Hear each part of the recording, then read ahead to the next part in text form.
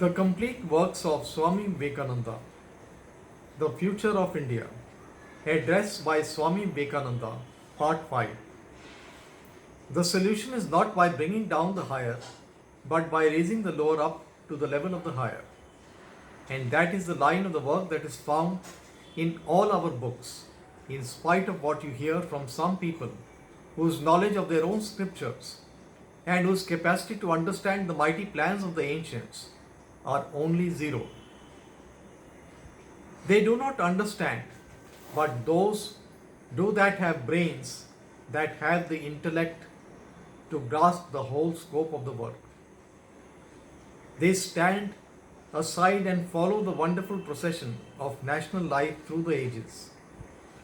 They can trace it step by step through all the books, ancient and modern. What is the plan?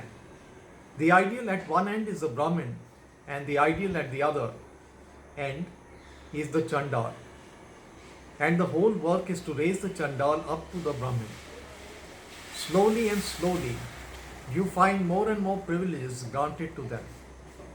There are books where you read such fierce words as these. If the Shudra hears the Vedas, fill his ears with molten lead, and if he remembers a line, cut his tongue out. If he says to the Brahmin, you Brahmin, cut his tongue out.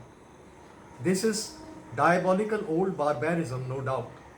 That goes without saying. But do not blame the lawgivers who simply record the customs of some section of the community.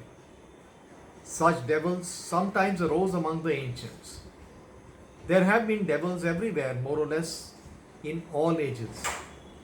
Accordingly, you will find that later on, this stone is modified a little. As for instance, do not disturb the Shudras, but do not teach them higher things. Then gradually we find in other smithies, especially in those that have full power now, that if the Shudras imitate the manners and customs of the Brahmins, they do well. They ought to be encouraged. Thus it is going on. I have no time to place before you all these workings, nor how they can be traced in detail. But coming to plain facts, we find that all the castes are to rise slowly and slowly. There are thousands of castes, and some are even getting admission into Brahminhood. For what prevents any caste from declaring they are Brahmins?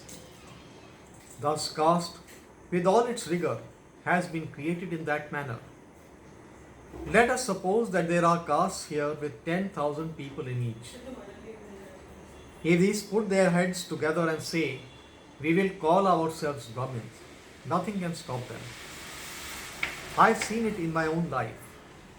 Some castes become strong, and as soon as they all agree, who is to say nay? Because whatever it was, each caste was exclusive of the other. It did not meddle with others' affairs. Even the several divisions of one caste did not meddle with the other divisions. And those powerful epoch makers, Shankaracharya and others, were the great caste makers. I cannot tell you all the wonderful things that they fabricated, and some of you may resent what I have to say. But in my travels and experiences, I have traced them out and have arrived at most wonderful results. They would sometimes get hordes of Baluchis and at once make them Kshatriyas, and also get hordes of fishermen and make them Brahmins forthwith. They were all rishis and sages, and we have to bow down to their memory. So be you all rishis and sages, that is the secret. More or less we shall all be rishis. What is meant by a rishi? The pure one. Be pure first, and you will have the power. Simply saying I am a rishi will not do.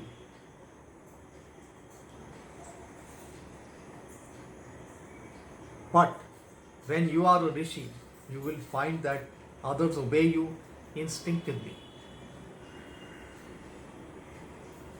sometimes mysterious emanates from you, which makes them follow you, makes them hear you, makes them unconsciously, even against their will, carry out your plans. That is Rishihood.